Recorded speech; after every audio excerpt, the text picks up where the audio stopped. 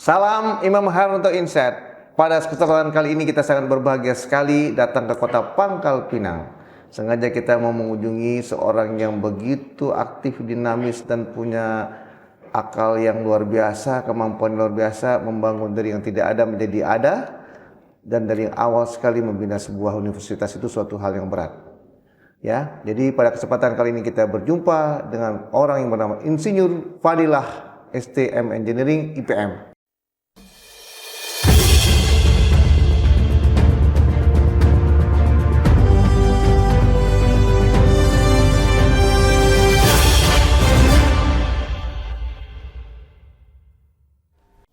Assalamualaikum, apa kabar? Waalaikumsalam warahmatullahi wabarakatuh.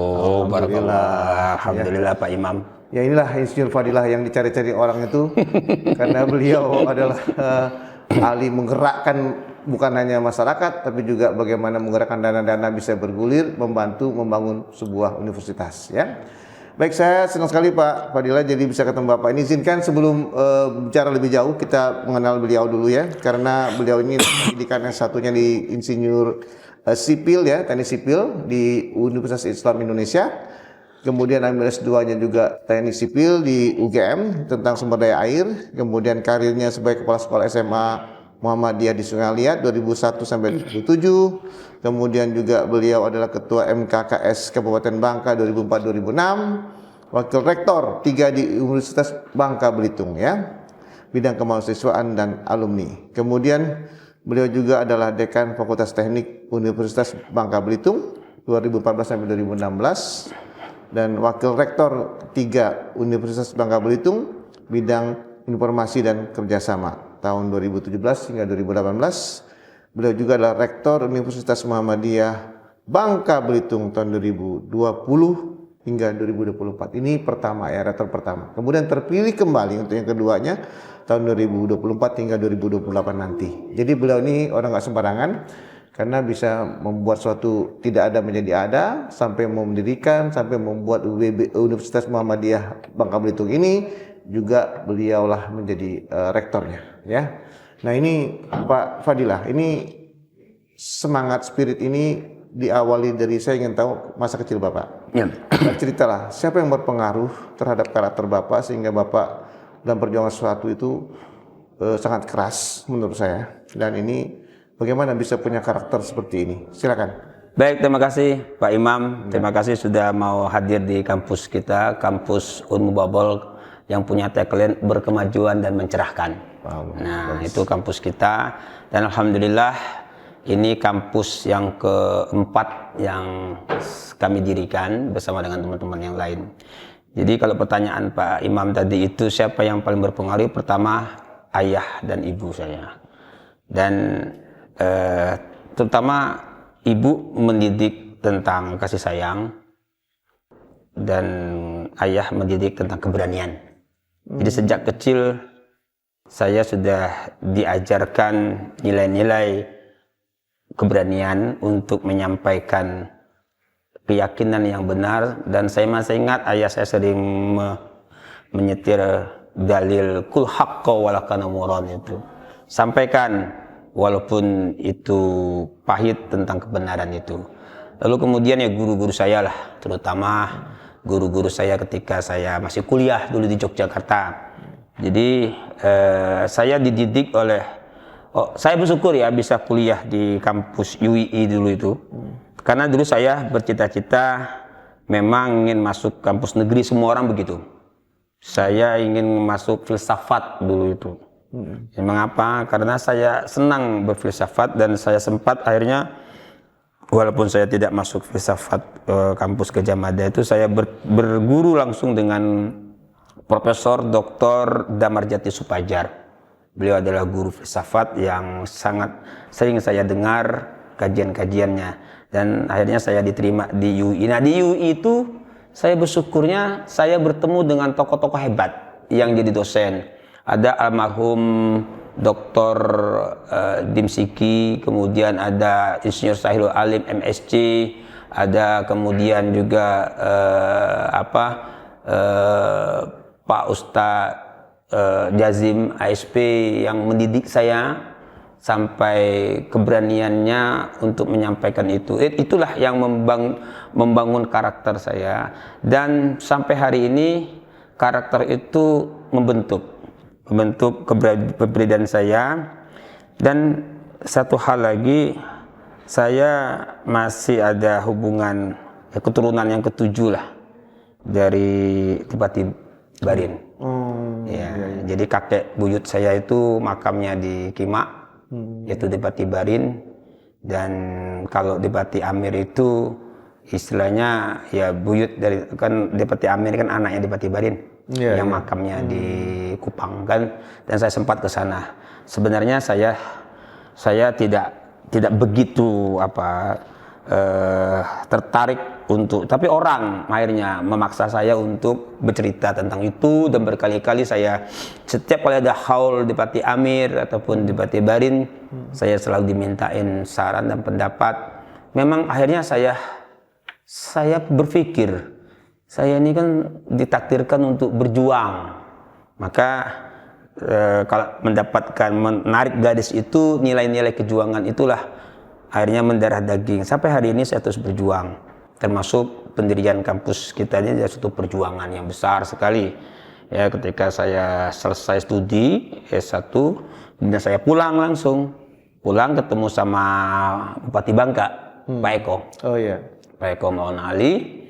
Nah, di situ dia mengajak saya untuk mendirikan Unipalas namanya. Universitas Palan 12. Dan saya iakan, dan akhirnya yang terbentuk sekolah tinggi. Karena untuk mendirikan universitas tidak mudah pada saat itu. Alhamdulillah, dari sekolah tinggi itulah terus kita berjuang. Memang sebelumnya saya juga diberikan pemikiran oleh almarhum Pak Zulkarnain Karim. Ya, wali kota Pangkal Pinang yang sangat fenomenal itu. Beliau mendidik saya, Pak Rusi Rahman, kakaknya Pak Bustami Rahman. Saya tuh bersyukur mendapat cipratan pemikiran tokoh-tokoh, dan yang alhamdulillah termasuk ya, dari dunia pergerakan Pak Rusi Rahman, Pak Kamarudin, yang tokoh Muhammadiyah, Pak Ustadz Sofyan Sahuri yang melatih saya untuk militansi, kekuatan untuk ya Pak, dalam kondisi apapun kita harus bertahan. Maka gedung kampus ini saya beri nama mereka. Maka gedung sana saya beri nama Gedung Kamarudin Aka. Gedung yang situ gedung Sofyan Sahuri, ya auditorium itu. Dan gedung Babel ini akan saya ganti nama menjadi Gedung Rusi Rahman, karena wakaf beliau. Nah, saya bersyukur di situ. Saya dipertemukan oleh orang-orang hebat, orang-orang yang bersahaja, termasuk di bidang kebudayaan. Karena orang tua saya adalah tokoh budayawan, dan saya juga banyak berkenal dengan tokoh-tokoh budaya pada saat itu di Bangka, seperti Pak Samsi Mustafa, ya, tokoh-tokoh besar mereka tuh di bidang pendidikan dan kebudayaan. Kemudian juga seniman-seniman Bangka, dan akhirnya di sini pun saya mengumpulkan mereka. Kampus ini saya jadikan tempat untuk berkumpulnya tokoh-tokoh itu, dan kita sering memberikan panggung kepada mereka. Dan itulah singkatnya tentang tapi saya merasa saya belum berbuat apa-apa, Pak Imam. Karena bagi saya ini adalah tanggung jawab. Tanggung jawab sebagai orang yang lahir di sini. Memang tahun 2000 itu saya balik ke sini ini kan ya sempat timbul tanda tanya, mau apa, kata kawan-kawan saya yang di Jogja kan, kenapa pulang? Di sini kan kita sudah bisa segala macam. Memang saya sudah berkeluarga di Jogja, dan istri saya sudah menjadi dosen di Jogja, dan tinggal di Jogja sebenarnya lebih murah. Gaya hidup murah. Gaji 2 juta di Jogja itu happy banget kita kan. Di sini gaji 2 juta ya gimana kan, biaya hidup tinggi, tapi ya bismillah. Ya, maka kemudian saya bersama dengan kawan-kawan melaksanakan gerakan dakwah. Saya mulai dari dakwah. Maka setiap aktivitas saya apapun, selalu saya niatkan dengan dakwah. Termasuk mengurus organisasi. Saya juga ketua Fordas Bangka Belitung sudah 2 periode. dan alhamdulillah menjadi Fordas terbaik nasional 5 tahun berturut-turut, sudah dua kali dapat penghargaan dari Kementerian Lingkungan Hidup dan Kehutanan, dan juga termasuk kita dengan kampus kita ini. Saya pikir itu sebagai Ya, baik. Dan jadi semangat itu keberanian dan kasih sayang atau cinta itu membuat semangat untuk mewujudkan sesuatu itu ya. Nah ini kalau nggak salah awalnya STKP itu berdiri tahun 2011 ya. 2011 betul. Kemudian berubah menjadi UB Universitas Muhammadiyah. Universitas Muhammadiyah itu 26 Agustus 2020. 20 betul. Langsung ditunjuk rektornya Pak Fadilah sendiri. Gimana Pak bisa? Jadi seperti yang saya jelaskan ya, saya sebelum di sini kan saya di UBB, saya dosen UBB. Saya semenjak UBB berdiri, ST8 12 saat itu bergabung dengan Stiper Bangka dengan Polman, kita mendirikan UBB tahun 2006. Tahun 2006 itu sampai tahun 2018. Saya resign. Nah, saya resign kemudian tanggal 2011-nya itu saya masih di UBB, tapi saya sebagai ketua BPH-nya sini, ketua BPH Badan Pembina Hariannya STKIP Muhammadiyah. Dulu kampus kita itu masih triplek, kita minjam kampusnya SMA Muhammadiyah Pangkal Pinang itu, kita pinjam dalam keprihatinan. Alhamdulillah berjalanlah dari tahun 2011 sampai 2020 itu. Nah 2018 saya resign, kemudian saya mencalon ikut pilkada. Takdir Allah belum mengizinkan untuk menjadi abdi negara ya. Tapi saya tetap menjadi abdi Allah kan, seperti itu. Akhirnya tahun 2019 saya ikut juga pileg karena saya harus dalam tanda kutip membalas budi kebaikan teman-teman di partai pada saat itu karena mencalonkan saya, karena saya tidak ada niat. Lalu bagaimana caranya supaya saya bisa berkontribusi lebih besar dan juga panggilan kawan-kawan untuk turun, saya bismillah, ini bagian dari Tridharma perguruan tinggi ya saya. Nah, saya anggap ini bagian dari pengabdian. Nah, singkat cerita lahirlah itu. Saya tidak terpilih, lalu saya mendirikan merubah bentuk ya STKIP ini menjadi Unmu Babel itu. Nah, Unmu Babel itu berdirinya bulan Agustus ya tahun 2020, sedangkan STKIP itu September tanggal 4 2011. Jadi ulang tahun kita itu kita pakai yang bulan Agustusnya ya, seperti itu. Nah, jadi alhamdulillah sampai detik ini kita memiliki 10 program studi. Awalnya dulu tuh hanya 2 prodi, yaitu STKIP, PGSD sama PJKR saja. Kemudian berubah bentuk, tambah prodi lagi, 4 prodi. Lalu kita menambah dulu kan syarat untuk universitas itu 10 prodi Pak. Dulu 10, tapi turun menjadi 6. Nah, menjadi 6 akhirnya kita mendirikan universitas, kita tambah 3, tapi harus ada eksaknya. Harus ada eksaknya. Nah, kita dirikan eksaknya yaitu ilmu komputer sama sipil dan juga Fakultas Teknik dan Sains. Alhamdulillah sekarang jadi program studi tiga fakultas seperti itu. Sampai hari ini kita sekarang ada 2000 lebih mahasiswa kita, 2400-an. Dan alhamdulillah ini saya bersyukur. Mengapa? Karena dengan adanya kampus Unmu Babel ini akan semakin menambah kesempatan masyarakat kita untuk kuliah di Bangka Belitung sendiri, dan biar tidak keluar. Kalau keluarkan sayang APK kita akan kecil. Sekarang juga masih kecil. Ya, maka itu PR kita besar seperti itu. Ini semua mahasiswa dari Babel? Enggak. Ada yang dari luar. Ada yang dari Palembang, ada yang dari Banten, ada macam-macam. Bahkan ada yang dari Pakistan sama dari Yaman. Wow, ada. Alhamdulillah tahun ini ada 2 orang yang dari luar. Ya, jadi kita ini sudah kampus ya, internasional. Seperti apa? Daya tarik apa yang membuat mereka mau studi dari luar? Budaya. Jadi begini, kita ada summer course awalnya. Kita buat summer course, kita kerjasama dengan Majelis Dikti Bank kita. Awalnya dari Palestina. Nah, ada 7 negara. Summer course kan hanya 3 minggu. 3 minggu. Nah, lalu kemudian tahun kedua summer course lagi. Nah, ternyata ada yang ingin. Nah, alhamdulillah 2 orang. Tahun depan ada 2 orang lagi dari Nigeria atau di mana tuh kalau salah. Oh, iya, Itu iya, 4 insya Allah. Nah, Palestina sebenarnya ada 2, cuma nggak bisa keluar. Oh iya. Tertahan di Gaza. Iya. Oh. Nah, sudah kita terima. Visanya sudah keluar. Alhamdulillah maka ada bendera banyak kan tadi masuk ke sini kan. Nah, itu bendera bangsa-bangsa yang sudah bermitra dengan kita. Nah, meskipun kita di kampung tapi kita pikirannya kotaan, bahkan global. Internasional.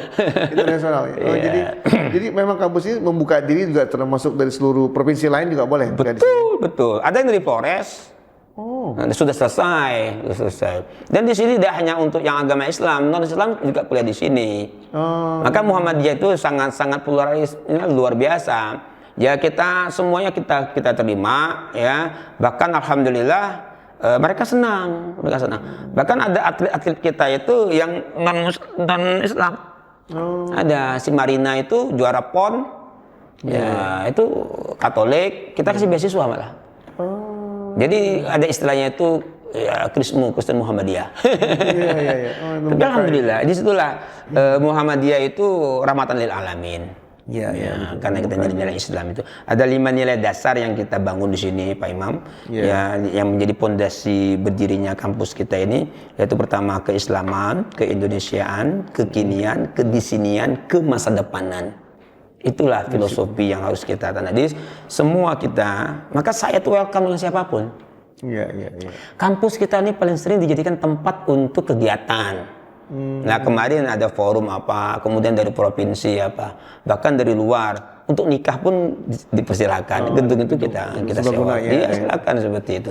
Nah, ketika Pak Imam mau podcast di sini, oke, gampang gitu. Kita tidak, alhamdulillah karena saya dulu aktivis ya. Sebenarnya saya tuh seangkatan dengan Budiman Sujatmiko itu. Oh iya. Andi Arief. Iya, tahu. Herman Hendrawan. Tahu itu teman saya. Yang gugur itu. Orang-orang ini ya. Ya, yang orang-orang. Bapak ini banyak koneksi lah ke Jakarta, ke internasional. Ya, sahabat lah, teman-teman lah. Karena kan 1000 kawan terlampau sedikit, 1 musuh terlampau banyak. Yes. Nah, jadi dengan siapapun kita harus bangun jaringan, karena kita tidak tahu kan, nama silaturahim itu kan memang harus penting, itu ajaran agama kita. Maka saya mengajak kepada kawan-kawan semuanya, ayolah, silakan sajalah selama kita saling memahami, saling mengerti, dan insya Allah kita ini kan hanya sebentar di muka bumi ini, dan kita pun akan kembali kan. Nah, selama kita di muka bumi ini, kita berikan kemanfaatan yang seluas-luasnya. Khairun nas nanfa'um linnas, kan dalilnya seperti itu. Itulah yang membuat kita masih tetap punya semangat, punya harapan, dan mimpi-mimpi itu kan harus kita kejar, Pak. Ya, masih banyak mimpi yang belum. Maka saya selalu punya filosofi, lebih baik hidup punya mimpi daripada hidup dalam mimpi. Dalam mimpi berarti nggak bangun-bangun. Nggak bangun-bangun kan gitu kan. Baik. Terus apabila ini berkaitan dengan apa namanya, nama, iseng aja nama. Kenapa namanya Unmuh? Nggak biasanya kalau Muhammad itu UM apa? Ini kena UM Bubble gitu kan? Ini Unmuh. Kenapa dibilang? Ya, sebenarnya tidak ada. Tapi kalau secara formalnya memang di PP nyebutnya UM semuanya. UM Bubble gitu. Ya, gitu ya. Cuman kan kadang-kadang ada yang sama. Misalnya UMP misalnya, Palembang sama Purwokerto kan sama. Oh iya. Nah, jadi juga ada Unimus. Oh iya. Unimus kan Semarang. Oh, iya. Ada apa namanya itu yang di Sulawesi, dia bukan UM. Yang Makassar itu Unismu Makassar. Nah, banyak. Kemudian ada Unimuda di Sorong, Papua. Jadi di sini namanya khusus Unmuh ya? Unmuh itu Babal. ada dalam statuta. Kenapa bukan UMBB? Nah, jangan sampai nantinya orang hilang M-nya. Tersebutlah UBB kan, kan? Iya. Nah, dulu kan UBB itu kan UNBB, Universitas Negeri Bangka Belitung. Iya. Ada disingkat UBB. Iya. Nah, memang UMBB nanti orang itu lisan kita, lidah kita. Nah, kenapa bukan apa namanya Ummu, tapi kan Unmu? Itu ada istilahnya izhar, jelas itu N-nya itu. Ya, walaupun nun mati ketemu mim kan, itu rom kan. Iya. Semua Muhammadiyah. Oke. Oh, itu segi nama. Nah, sekarang gini, kuliah di sini nggak murah juga saya lihat. Biaya UKT ya. Dan ini prodi unggulan kalau nggak salah di kejuruan pendidikan kalau nggak salah ya. Silakan. Iya. Jadi sebenarnya relatif ya, ukurannya apa? Kampus ini murah banget kalau dibandingkan dengan kampus di Jakarta. Betul, betul. Ya. Nah, kita itu paling tinggi 4,5 satu semester. Oh, murah. Iya, iya. Murah lah Iya, UKT. iya. UKT kita tuh paling tinggi 4,5 juta. Oh, iya. Paling rendah 1 juta. Oh. Ada yang 1 juta. Murah. Murah. Jadi, mari kita undang semua orang kalau mau Iya. kuliah datang ke Unmuh Bubble ya. Salah orang itu kalau ngomong mahal Siap. itu. Jadi memang ini nggak usah khawatir soal harga, pasti murah. Dan kita akreditasinya unggul. Dan unggul juga. PGSD itu unggul. Iya. Unggul baik sekali. Dan APT kita berkuar itu baik sekali. Iya, luar biasa. Alhamdulillah. Mana ada kampus swasta yang baik sekali. Iya. Di Bangka Belitung. Mohon maaf ini, Iya, kenapa? betul, Ini betul. ya memacu kawan-kawan Iya, juga iya, kan ya. betul. Artinya sebenarnya murah. Ya. Dan itu pun kadang-kadang diangsur.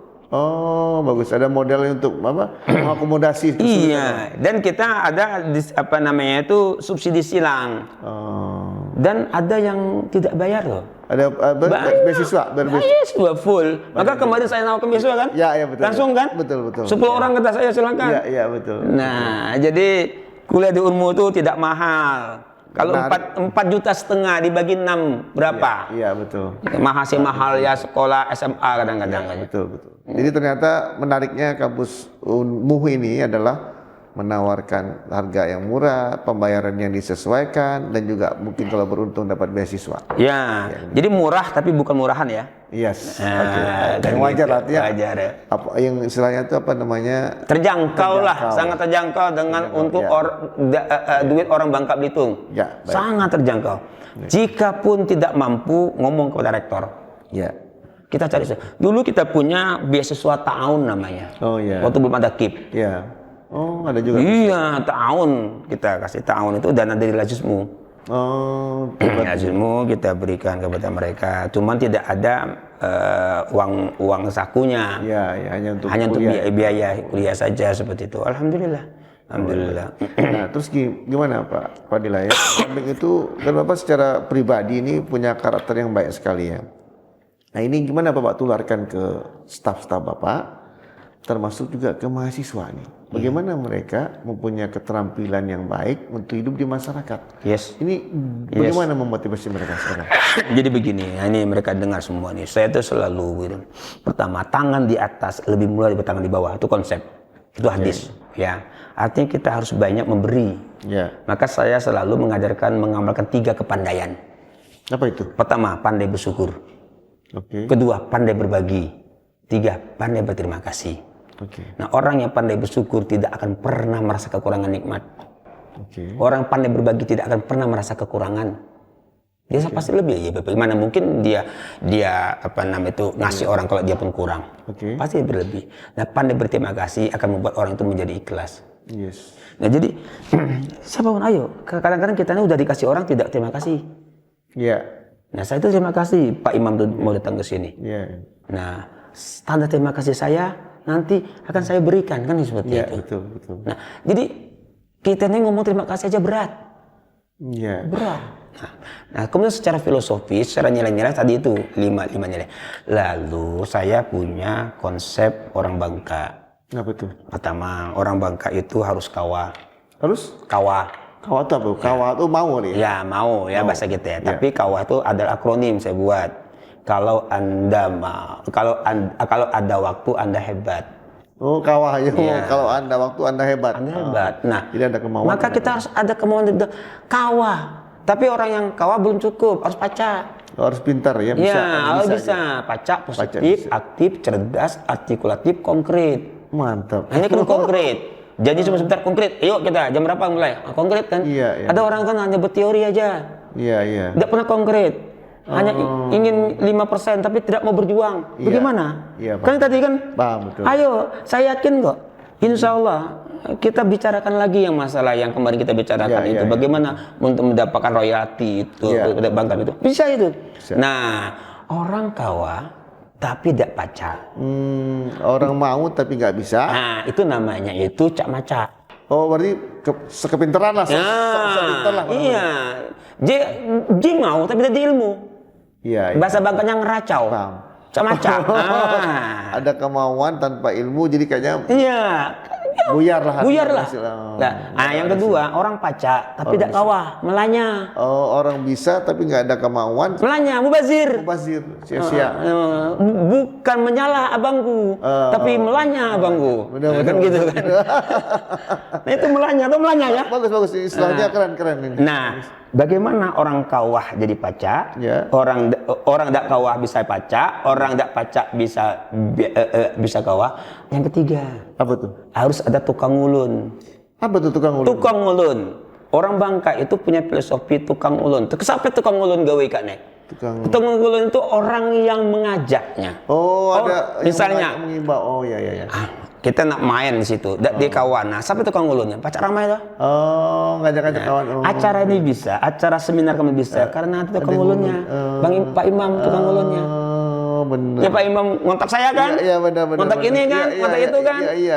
Nah, jadi filosofi tukang ngulon itu artinya menghadap ke barat, mengajak ke barat, menghadap kepada kebaikan. Oke. Nah, ada 5 karakteristiknya. Iya. Pertama, mampu mengajak. Iya. Kedua, mampu menggerakkan. Mampu menggerakkan. Ketiga, mampu membersamai. Bersama-sama. Keempat, mampu memotivasi. Iya. Kelima, mampu menginspirasi. Nah, ini yang tertinggi. Luar biasa. Nah, itu yang saya tanamkan di sini. Jadilah tukang ulun. Jangan yang diulun. Iya. Ada ilmu tapi Anda tidak gunakan, melanya. Sekolah tinggi-tinggi, biaya orang tua mahal. Ya, tapi Anda tidak mau bergerak. Gimana cerita ini? Sia-sia lah. Iya. Kemudian Anda kawah, Anda rajin, tapi Anda nggak punya ilmu, akan hancur, ngeracau begini gitu. Nah, maka ilmu itu penting, semangat juga penting, kedua penting. Dan itulah kadang-kadang saya tuh kadang-kadang lelah, capek, tapi Bismillah. Kayak kemarin saya diundang di Madrasah Aliyah di dekat Aimesu. Saya letih, saya capek, tapi ini penting. Mana saya sudah janji, saya hanya rencana saya hanya 2 jam isinya, tapi ada energi. Ya, karena Allah itu akan memberikan energi lebih kepada kita kalau kita tuh ikhlas. Oh, ikhlas. Maka itu kata Pak Damarjati Supadjar itu yang saya sebutkan itu, orang ikhlas itu kalau bekerja tidak ada residu. Nggak ada residu, nggak ada sisa pembakaran. Iya. Nah, maka tidur yang mutu. Nah, tidur yang mutu. Ini filosofi juga nih. Orang itu tidur tuh, tapi tidur yang mutu itu bukan soal lamanya tidur, tetapi kualitas tidur. Maka Habibie itu hanya berapa jam tidurnya? Nggak sampai 3 jam. Tapi kualitas tidurnya luar biasa. Nah, kalau kita kebanyakan tidur, apa mau gerak kenapa? Nah, Bangka Belitung ini perlu orang yang tahan tidak tidur atau tidurnya itu hanya sedikit. Untuk apa? Kita perlu orang-orang seperti itu. Nah, inilah yang mimpi. Kenapa saya mau pulang? Dan Pak Imam tahu nggak? Tahun 99 saya pulang pertama kali. Saya diajak oleh kawan-kawan saya seperti Pendi Harun, Johan Murad, ya Haji Marwan, yang pertama kali mencetuskan presidium Bangka Belitung itu, mohon maaf, dari lisan kami di gedung KNPI Sungaliat itu. Dulu namanya komite KPBBB, Komite Persiapan Pembentukan Provinsi Bangka Belitung. Karena antara Pangkal Pinang dan Bangka ada akur, sehingga lahirlah presidium Bangka Belitung. Nah, itulah ceritanya tahun 99 itu. Jadi ini perlu menjadi motivasi dan inspirasi tadi yang penting. Ya. Terakhir itu. Ya. Nah, karakter orang Bangka ini bisa nggak, mudah nggak dimotivasi dan diinspirasi? Yes, good. Pertanyaan yang bagus itu. Bisakah? Jawabannya pacak. Bisa. Asa ade tukang ulun nah. Oh, tetap tukang ulun dia. Iya. Ada yang menggerakkan. Nah, sekarang kawan-kawan dari Jakarta sering, Pak Rektor gini-gini. Bagaimana ikat di Jakarta Sanin? Coba ikat turun. Jangan minta-minta tapi datang. Orang Bangka itu kehadiran fisik itu sangat diperlukan. Betul. Karena orang Bangka itu perlu contoh. Iya. Tidak perlu teori. Jeningo. Oh, ngasil loh. Jadi kalau dia ngasil, jeniru. Nah, oleh karena itulah kita selalu memperbanyak kader-kader tukang ulun, termasuk mubalik dai. Dai itu harus jadi tukang ulun. Ya, karena Nabi Muhammad itu penggerak. Ya betul. Nah, jadi pertama kali itu level pertama mengajak. Nah, mengajak itu kan bagaimana cara kita mengajak? Ya. Ya pertama menyeru, memanggil. Iya betul. Atau yang ketiga mengundang. Iya. Rasulullah kan sering mengundang sahabatnya makan di rumah. Iya. Nah, ngundang, kita undang. Ada apa nih Pak? Ada apa lah makan. Iya. Apalagi orang Bangka suka sekali ngopi kan. Iya. Maka saya punya kegiatan ngopi dan berkisah di Fordas itu. Jadi ngopi sambil berkisah. Orang Bangka kan jago ngomong. Gitu ya. Rajin ngomong kan. Rajin berkisah. Tidak percaya juga lah. Asal berkisah tambah jam-jam. Oh, pantesan. Coba warkop itu ngomong kan? Iya. Saya juga rame di warkop itu. Dan menariknya bagi saya kalau lihat orang Bangka di warkop itu, mereka rajin ngomong, tapi HP nggak dipakai itu. Iya. Bagusnya. Iya. Kalau di Jawa kan, apa. Iya. Nah, coba kalau kita ngomongnya itu bermutu, Iya. ataupun punya tema, keren kan? Maka saya bikinlah itu tuh ngopi dan berkisah. Adik kopi kita berkisah. Nah, kisahnya tuh kita ada temanya. Alhamdulillah. Nah, sebenarnya orang Bangka itu paling mudah ngajaknya. Ya gimana tuh? Nah, asalkan kita itu pertama yang ngajaknya itu orang yang diseganinya. Disegan ya. Orang yang dihormatinya. Artinya orang itu dia memang layak untuk diikuti.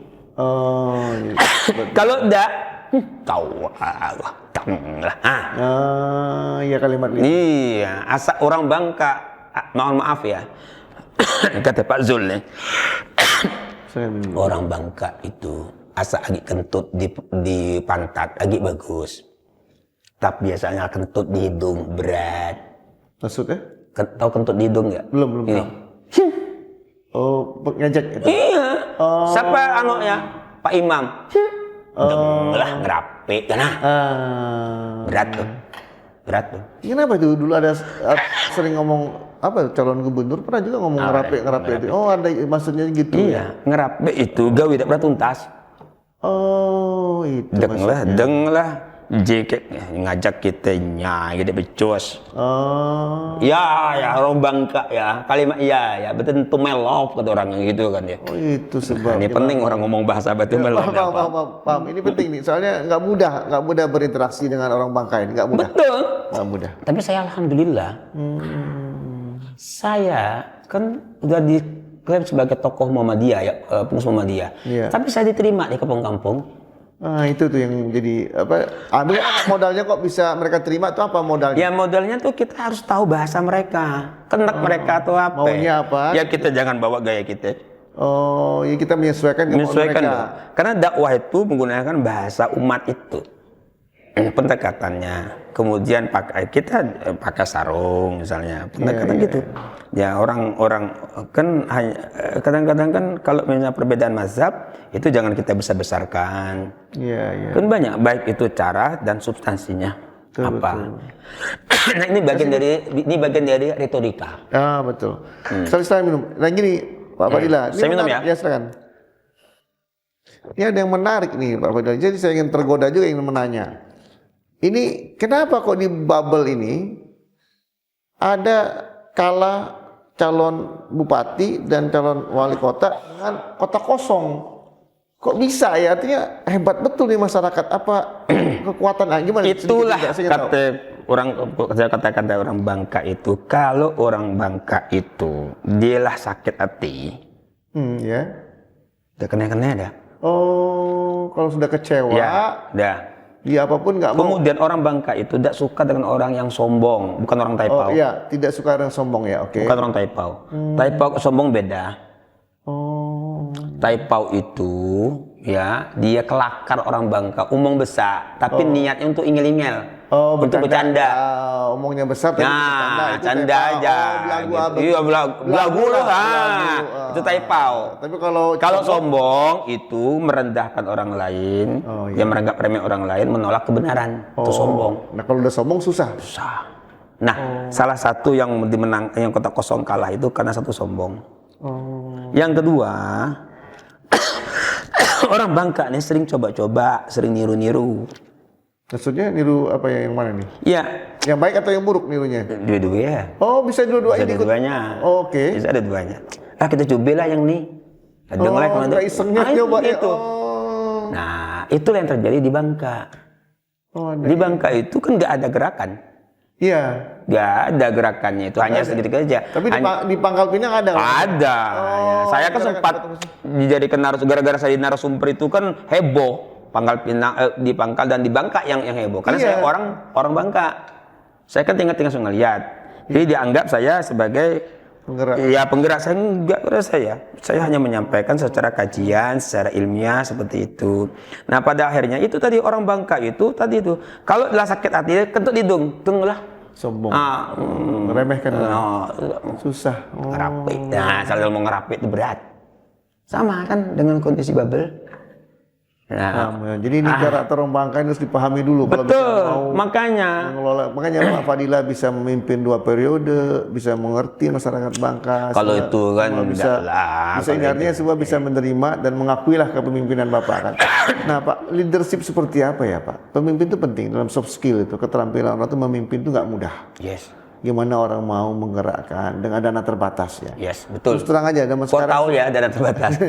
Ya, dengan materialisme ini begini, kuat begini. Bagaimana mereka masih tetap setia, masih tetap loyal, masih tetap berdedikasi, kok masih mau terus mengabdi untuk Unmu? Silakan Pak. Jadi begini, yang namanya itu kesejahteraan semua orang itu mendambakan. Betul. Nah, sekarang apa ukuran kesejahteraan?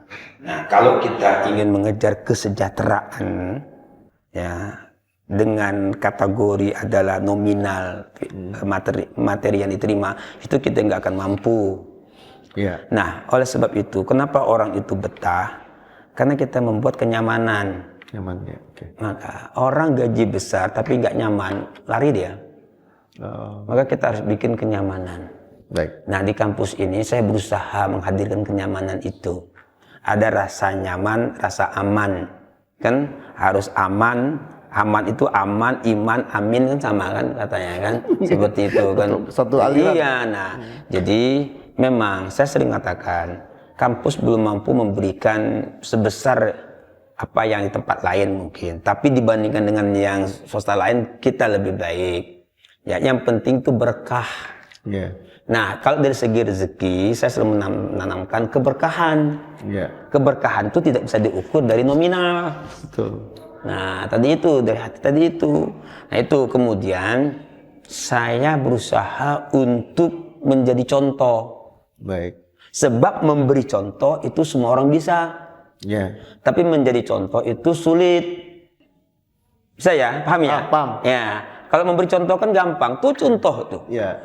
Contoh si fulan itu. Ya. Tapi dia sendiri tidak menjadi contoh. Kenapa Rasulullah itu sukses? Karena dia jadi teladan, uswatun hasanah. Ketika dia menyatakan jangan mencuri dan akan dihukum dipotong tangan, dia mengatakan jika Fatimah binti Muhammad mencuri, saya yang akan memotongnya. Artinya kita mulai dari diri kita dulu lah. Maka saya itu berusaha untuk menaikkan tunjangan rektor saja. Rektor Unmu ini rektor terendah tunjangannya dibandingkan rektor-rektor yang ada di Sumatera, gak usah Jawa. Ya. Ya, ada kampus Muhammadiyah sama jumlah mahasiswanya, tunjangan rektornya luar biasa. Saya nggak mau. Walaupun saya bisa saja, ya, tapi enggak. Kita harus rasional. Nah, dengan demikian kita berikan kepada. Saya pikir itu saja Pak, yang dari saya. Kan apa soal kepemimpinan itu? Jadikan teladan, contoh aja. Baik. Ya, kalau kita sudah bisa menjadi contoh, insya Allah gampang kita memberi contoh. Luar biasa. Ini kalau ngobrol sama Pak Fadilah ini nggak ada matinya. Waktunya luar biasa. Kata penutup Pak, kira-kira pesan-pesan Bapak buat penonton saya, silakan. Jadi begini, ya memang semua orang ingin hidupnya bahagia. Tapi untuk menuju bahagia itu memang tidak mudah. Iya. Semuanya berproses. Jangan pernah berusaha untuk mengejar kupu-kupu, karena dia akan terbang. Yang harus kamu lakukan adalah perbaikilah tamanmu, indahkanlah tamanmu. Nanti kupu-kupu akan datang sendiri. Paham maksud saya? Paham. Nah, artinya apa? Perbaikilah diri kita, besarkan kapasitas kita, perbagus kampus kita, insya Allah. Kita tidak usah nyari mahasiswa akan datang ke kita. Saya pikir itu sebagai penutup dari kata-kata saya. Dan yang selalu saya lontarkan, ada istilah yang dulu Kada Rusman, siapa nama itu, yang mengatakan begini, it is good to be an important person, but more important to be a good person. Itu yang selalu saya gaung-gaungkan. Memang baik jadi orang penting, tapi jauh lebih penting jadi orang baik. Insya Allah seperti itu. Demikian Bapak Insinyur Fadilah Sobri, STM Magister Engineering IPN. Terima kasih banyak atas perhatian Anda. Salam Indonesia.